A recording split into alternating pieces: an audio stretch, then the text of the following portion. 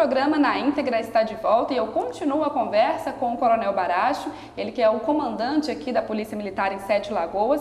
Nós vamos continuar falando um pouquinho sobre essa questão da cidade, segurança pública, que é um assunto que todo mundo quer saber. A gente quer realmente sair das ruas sem se preocupar em ser assaltado e outras questões aí que às vezes atormentam. Mas a gente sabe que não é um trabalho, igual o senhor já citou, não só da Polícia Militar. Às vezes, por exemplo, as pessoas têm que entender que existe também uma cobrança aí da própria, dos vereadores, da prefeitura, por exemplo, iluminação pública, que é um fator essencial aí para contribuir com o trabalho de vocês. Certamente. Eu estou vindo de uma cidade, que é Ipatinga, e lá recentemente, até com a participação lá da sociedade, dos vereadores e da prefeitura, eles trocaram as principais vias, de acesso lá e as praças públicas por luz de LED. E isso aí, com uma poda bem feita, com uma limpeza, porque o crime hoje, o cidadão infrator, ele procura esse local ermos, praças abandonadas, para poder cometer o crime. Quando você tem esse ambiente que é desfavorável ao criminoso, ele procura mudar. A gente sabe que o crime, ele muda constantemente. Então, é uma forma, quando você lança o policiamento com inteligência e tendo esse aporte aí de melhoria, principalmente da iluminação pública, isso inibe e muito o crime. Então, é uma sugestão que eu já tive a oportunidade de passar aí para o nosso prefeito, para alguns vereadores, quando eu estive lá na Câmara Municipal, de justamente estarem brigando para estar melhorando a iluminação pública em alguns pontos da cidade, que a gente sabe que deixa a desejar um pouco, e principalmente a questão de poda de árvore, é muito importante também. A gente observa realmente essa questão de podas, até de terrenos mesmos vagos, lotes vagos de Sete Lagoas, às vezes com mato muito alto, isso é uma oportunidade para quem quer ir praticar o crime. Certamente, além de você ter a questão dos espaços públicos, você tem também aqueles terrenos que são particulares, que aí a prefeitura tem que estar também fazendo um trabalho de orientação e, num segundo momento, talvez até de aplicação de alguma penalidade, porque isso contribui muito. O cidadão ele aproveita, o infrator o tempo todo, ele está monitorando determinado local. Ele sabe que ali é a oportunidade que ele tem de cometer o crime e ele tem que ter uma vítima em potencial. Então ele espera essa oportunidade, aliada ainda à falta de vigilância, essa vigilância aí não entendam só a Polícia Militar, até um outro cidadão, uma comunidade que pode estar ajudando, denunciando, ele fecha esse triângulo e vai lá e comete o crime. Qual que é o nosso papel, qual que é a nossa obrigação? É tentar quebrar uma dessas vértices do triângulo, que aí certamente o crime não ocorrerá. O que a gente pode falar hoje sobre questão de tráfico de drogas, aqui, criminalidade relacionada ao tráfico em Sete Lagoas? Nós temos aí, principalmente no crime de homicídio, apesar dele, nesse ano de 2017, ele está com um controle muito bom, até com redução em relação ao ano passado, mas ainda continua sendo aí, um fator motivador do cometimento de crimes. Então, o tráfico de drogas, você tem aí a questão do roubo, dos pequenos furtos e até dos homicídios. Então, a gente tenta combater aí, junto com a Polícia Civil, passando as informações. Nós temos aqui uma equipe de inteligência da Polícia Militar que faz um trabalho muito bacana, importante, e aí junto ao Poder Judiciário, também ao Ministério Público, solicitando aí também a quebra de alguns sigilos telefônicos, quando você tem aí a abertura de inquéritos policiais, e também de mandados de busca e apreensão para aqueles endereços onde a gente tem a suspeição, do tráfico de drogas. E isso aí tem surtido um efeito muito positivo aqui na redução criminal.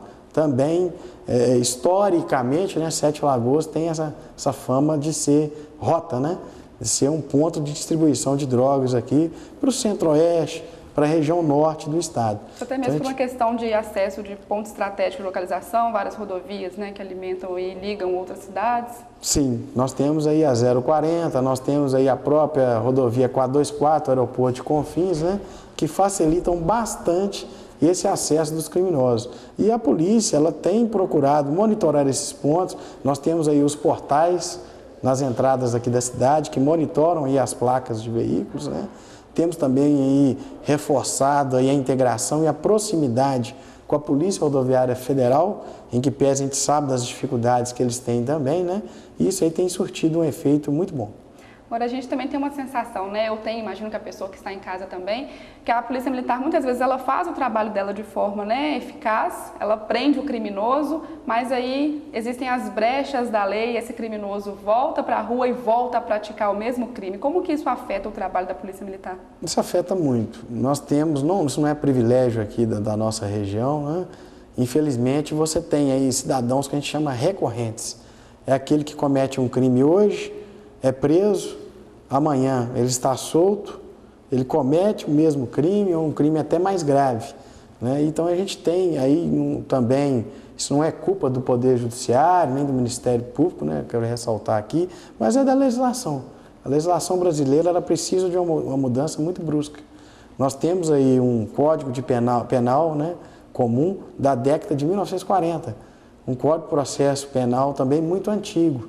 Então a gente precisa evoluir, né, através de um debate aí amplo, seja aí não só com os nossos representantes lá na Câmara, né, lá em Brasília, no Senado, mas também com a comunidade, com a sociedade. A questão do menor, ela é muito preocupante também. Nós temos aqui na região o centro de internação, constantemente esse centro de internação ele está com superlotação e quando você não tem aqui, às vezes, grande parte dos infratores, às vezes menores que não são nem daqui da região. A gente acaba abrigando menores de outras regiões do estado. Então seria importante, né, a gente está melhorando essa questão da legislação penal. Eu ainda sou um dos que acredito que mesmo assim, a melhor forma ainda da gente combater a criminalidade com essa atual legislação ainda é mantendo esses cidadãos infratores presos, regime fechado. Muita gente condena, acha que a prisão não recupera e realmente a maioria dos casos não recupera. Mas a gente não pode, né, nos furtar da nossa liberdade, nós que somos cidadãos de bem, e deixar aquele infrator ficar na rua cometendo crime. Então quer dizer que essa visão do senhor, o senhor observa então que a maioria das pessoas, né, que são retiradas do sistema prisional, elas são recorrentes, elas acabam reincidindo, né? Nós temos um percentual, já tem estudo a respeito disso, mas mesmo assim eu reforço, eu sou um defensor daquele cidadão que cometeu um crime, ele tem que pagar por aquele crime, e é na prisão, não tem outra forma. E hoje o sistema, né, prisional de Sete Lagoas, ele atenderia para manter essas pessoas, né, sistema de regime fechado? Ou nós temos aí um presídio, né, aqui em Sete Lagoas, que eu não tenho aqui a informação dada assim concreto, mas a gente tem as informações que a gente recebe, né, do próprio pessoal que trabalha lá no sistema prisional, né, já de uma certa superlotação, o que não é privilégio de Sete Lagoas. Você vai em toda a região do estado, né, você tem aí essa questão da superlotação. Mas é importante investir nisso. Não tem outra forma de você combater a criminalidade com a atual legislação, a não ser essas pessoas que cometerem esses crimes pagarem por eles. A gente está quase chegando ao final. A última pergunta para o senhor é se tem, né, alguma... O senhor poderia falar para a gente aí de planos para o futuro, o que a população aí de Sete Lagoas e região pode esperar aí para frente? O que eles podem esperar é uma polícia proativa, como eu disse, uma polícia preocupada, envolvida com a comunidade, né, e aberta a críticas, né, que eu falo, a gente não é dono da verdade. Então a gente tem recebido aqui várias pessoas, várias autoridades, né, que têm apresentado as suas críticas, as suas sugestões, nós temos ouvido, discutido e dado um retorno. Talvez aquilo dali que a pessoa fala, ela não tem muito conhecimento, mas ela traz sempre um fato interessante que a gente acaba colocando em pauta aqui nas nossas reuniões, né? E isso tem trago um retorno muito bom. Então a gente espera, né, que a população, não só de Sete Lagoas, mas de toda a região, continue confiando no trabalho da Polícia Militar, né? E que a gente vai procurar dar a resposta devida. Confiando e contribuindo também com todas aquelas informações. A gente vai chegando ao final do programa de hoje. Eu gostaria de agradecer aqui a presença do Coronel Baracho. Muito obrigado pela participação, comandante.